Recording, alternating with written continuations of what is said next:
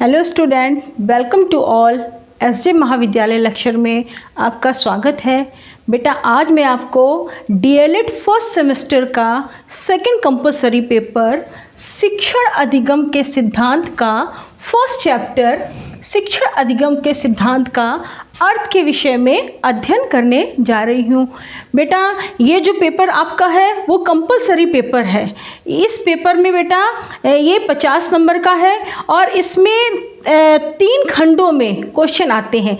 जो first part है उसमें 15 क्वेश्चन आते हैं वस्तुनिष्ठ, सेकंड पार्ट 15 क्वेश्चन अति लघुत्तरी और थर्ड पार्ट 10 क्वेश्चन लघुत्तरी आते हैं। तो ये क्वेश्चनों का आपका पैटर्न होता है। तो अब हम बात करते हैं कि शिक्षण अधिगम के सिद्धांत का क्या अर्थ है। बेटा अगर शिक्षण की अगर हम बात करें तो शिक्षण को अंग्रेजी में टीचिंग कहते हैं। क्या कहते हैं? टीचिंग कहते हैं। बेटा जिसका अर्थ होता है सीखना, मतलब किसी भी चीज़ को सीखना। अगर हम शिक्षण की बात करें तो शिक्षण एक सामाजिक प्रक्रिया है। कैसी प्रक्रिया है? सामाजिक।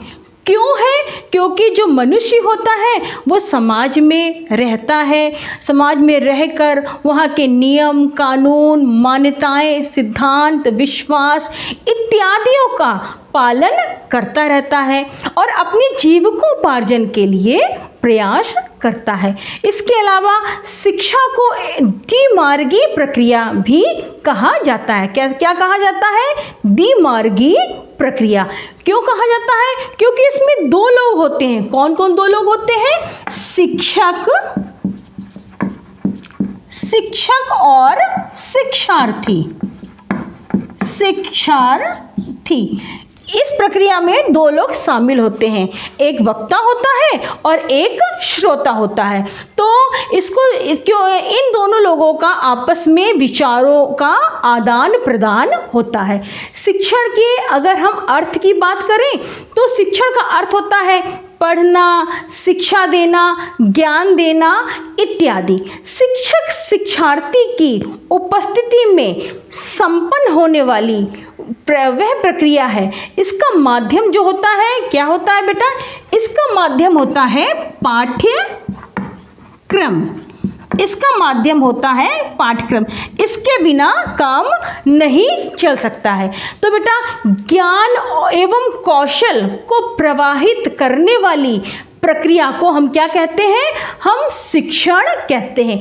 शिक्षण अधिगम अगर कहें तो एक उद्देश्यपूर्ण भी प्रक्रिया है जिसमें शिक्षण एवं शिक्षार्थी जो होते हैं वो सक्रिय रूप से भाग लेते हैं। शिक्षक जो होता है क्या उत्पन्न करता है? उपयुक्त वातावरण, अनुभव, मार्गदर्शन प्रदान करता है। जबकि जो विद्यार्थी होता है वो बेटा विभिन्न तरह के कौशल हो गए, कौशल अर्थात स्किल्स, कौशल हो गए, अभिवृत्तियां हो गई, मूल्यों को ग्रहण करके अपने जो भी अपने अंदर जो व्यवहार हैं उनको सकारात्मक और स्थायी परिवर्तन लाता है। बेटा अगर सरल शब्दों की अगर हम बात करें तो ये दोनों, कौन दोनों? ये दोनों एक दूसरे के पूरक हैं। दोनों का एक दूसरे के बिना काम नहीं चल सकता है। बेटा शिक्षण का उद्देश्य अधिगम कराना। अधिगम मतलब लर्निंग, अधिगम कराना। और अधिगम जो होता है वो शिक्षण का परिणाम होता है। जैसा शिक्षण होता है उसी तरह से अधिगम चलता है। तो अब हम बात करते हैं शिक्षण अधिगम के अर्थ की। तो शिक्षण अधिगम के अगर हम अर्थ की बात करें तो इसमें आता है शिक्षण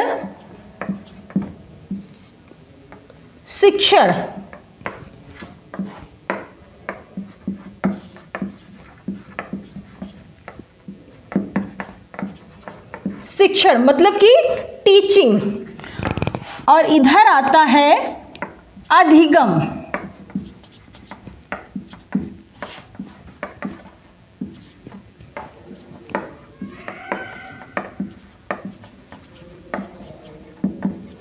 लर्निंग मतलब कि शिक्षण अधिगम दो भागों में बटा है, शिक्षण और अधिगम। अगर हम दो भागों में बटा है तो शिक्षण का तात्पर्य होता है बेटा ज्ञान देना। क्या देना? ज्ञान देना। ज्ञान देना मतलब सीखना, किसी चीज को सीखना, किसी चीज को सीखना। अगले नंबर में इसमें आता है शिक्षक की भूमिका। शिक्षक की भूमिका। अगले नंबर में आता है माध्यम, मतलब कि जो भी हम पढ़ा रहे थे उसका माध्यम क्या था, अर्थात क्या साधन था। अब हम बात करते हैं अधिगम की। तो इसमें बेटा पहले नंबर में आता है कि जब हम किसी चीज को सीख रहे हैं, सीखना या ग्रहण करना, सीखना ऑब्लिक ग्रहण करना, सीखना ऑब्लिक ग्रहण करना, मतलब जो भी हमने सीखा है उसको हमने किस तरह से ग्रहण किया है। फिर अगले नंबर में आता है छात्र की भूमिका। भूमिका कैसी है छात्र की? ऐसा तो नहीं छात्र निष्क्रिय हो, तो छात्र की भूमिका जो है वो सक्रिय होनी चाहिए। अगले नंबर में आता है परिणाम, साध्य। परिणाम मतलब कि इसका साध्य क्या है। तो ये हो गया शिक्षण अधिगम के सिद्धांत का अर्थ। अगर बेटा हम इन दोनों को संयुक्त रूप में देखें तो संयुक्त रूप में इन दोनों को दोनों का अर्थ, दोनों का संयुक्त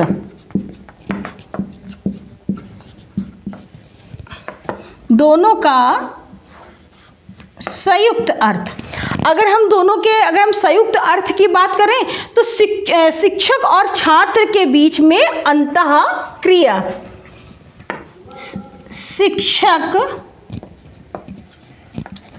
व छात्र के बीच अंतः क्रिया, शिक्षक और छात्र के बीच अंतः क्रिया। अगले नंबर में बेटा आता अनुभवों द्वारा व्यवहार में परिवर्तन।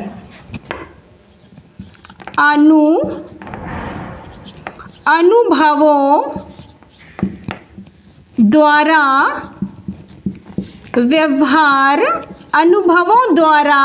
व्यवहार में परिवर्तन। अनुभवों द्वारा व्यवहार में परिवर्तन। तीसरे नंबर में इसका जो संयुक्त होता है वो होता है, जो मेरा एम्स होता है, उद्देश्य एवं जीवन भर चलने वाली प्रक्रिया। उद्देश्यपूर्ण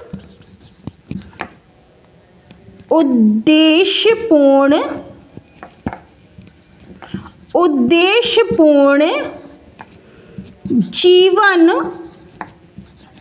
पर्यंत चलने वाली प्रक्रिया। बेटा शिक्षा ऐसे तो है नहीं कि एक बार हमने शुरू किया और ख़त्म हो जाए, जीवन पर्यंत चलने वाली प्रक्रिया है। तो बेटा ये है शिक्षण अधिगम के सिद्धांत का अर्थ, जिसको दो भागों में बांटा गया था, शिक्षण और अधिगम। शिक्षण अर्थात टीचिंग अर्थात सीखना और सिखाना, ठीक है। अधिगम मतलब सीखना, लर्निंग। इसके बाद शिक्षण के अंतर्गत आता है ज्ञान देना, मतलब हम जब किसी चीज़ को सीखते हैं तो किस चीज़ का ज्ञान हम ग्रहण कर रहे हैं, अर्थात सीख रहे हैं। शिक्षक की भूमिका क्या है, माध्यम क्या है, हमने सीखने का माध्यम क्या लिया है। तो अगले नंबर में आता है इसमें अधिगम, अधिगम में आता है बेटा सीखना या ग्रहण करना। हम जो भी चीज़ सीख रहे हैं, ग्रहण कर रहे हैं, वो क्या हमारे मस्तिष्क पटल में सही से जा रहा है कि नहीं। अगले नंबर में आता है छात्र की भूमिका। छात्र निष्क्रिय श्रोता की तरह तो नहीं बैठे हैं, वो एक्टिव हैं कि नहीं, वो सक्रिय रूप से शिक्षा को ग्रहण कर रहे हैं कि नहीं। अगले नंबर में आता है परिणाम। इसका इन सभी चीज़ों का परिणाम क्या हुआ है, मतलब इसका साध्य क्या है। बेटा अगर इन दोनों के संयुक्त अर्थ की अगर हम बात करें तो संयुक्त अर्थों में 3 पॉइंट हैं, जिसमें पहला पॉइंट है शिक्षक व छात्र के बीच में अंतः क्रिया। मतलब जब शिक्षक और शिक्षार्थी आपस में विचारों का आदान प्रदान करते हैं तो अर्थात वो पढ़ना और सीखना सीखते हैं तो वो उनके बीच की अंतः क्रिया सही प्रभाव डाल रही है कि नहीं। अगले नंबर में आता अनुभवों द्वारा व्यवहार में परिवर्तन। मतलब जो भी उन्होंने एक्सपीरियंस लिया हुआ है उसके कारण क्या व्यवहार में परिवर्तन हो रहा है कि नहीं, और ये परिवर्तन बेटा सकारात्मक है कि नहीं, ये स्थायी है कि नहीं। ऐसा तो नहीं कि हम बस परीक्षा दे आए और दैट्स ऑल, खत्म हो गया। ठीक है। अगले नंबर में आता है उद्देश्यपूर्ण जीवन पर्यंत चलने वाली प्रक्रिया। जो भी हम शिक्षण और अधिगम से हम ज्ञान ले रहे हैं वो प्रक्रिया क्या उद्देश्यपूर्ण है कि वो क्षण भंगुर है, उसी समय शुरू की और ख़त्म हो गई। तो इन सारी चीज़ों का हम पता जब लगाते हैं जब हमको सही माध्यम मिलता है और सही ढंग से हम अधिगम कार्य को संपन्न करते हैं। तो बेटा ये था शिक्षण अधिगम का अर्थ। नेक्स्ट टर्न में शिक्षण अधिगम के उद्देश्यों के साथ। Thank you.